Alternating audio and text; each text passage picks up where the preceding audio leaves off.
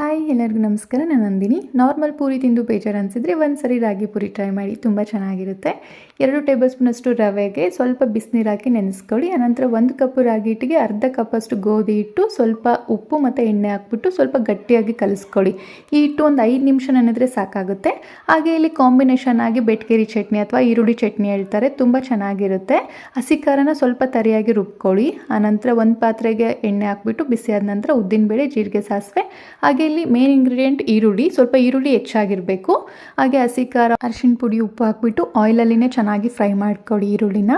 ಆನಂತರ ಇಲ್ಲಿ ಮೊಸರಿಗೆ ಸ್ವಲ್ಪ ಹುರ್ಗಡ್ಲೆ ಹಿಟ್ಟನ್ನ ಹಾಕ್ಬಿಟ್ಟು ಗಂಟಿಲ್ದೇ ಇರೋ ಹಾಗೆ ಚೆನ್ನಾಗಿ ಬೀಟ್ ಮಾಡ್ಕೊಳ್ಳಿ. ಆನಂತರ ಈರುಳ್ಳಿ ಪಲ್ಯ ಏನಿದೆ ಅದು ಕಂಪ್ಲೀಟಾಗಿ ತಣ್ಣಗಾದ ನಂತರನ ಸೇರಿಸ್ಕೋಬೇಕು. ಸ್ವಲ್ಪ ಕೊತ್ತಂಬರಿ ಸೊಪ್ಪು ಹಾಕ್ಕೊಂಡ್ರೆ ಬೆಟ್ಗೇರಿ ಚಟ್ನಿ ರೆಡಿ ಆಗುತ್ತೆ. ಇದು ಪೂರಿ ಜೊತೆ ತುಂಬಾ ಚೆನ್ನಾಗಿರುತ್ತೆ. ನಾರ್ತ್ ಕರ್ನಾಟಕದಲ್ಲಿ ತುಂಬಾ ಫೇಮಸ್ ಇದು.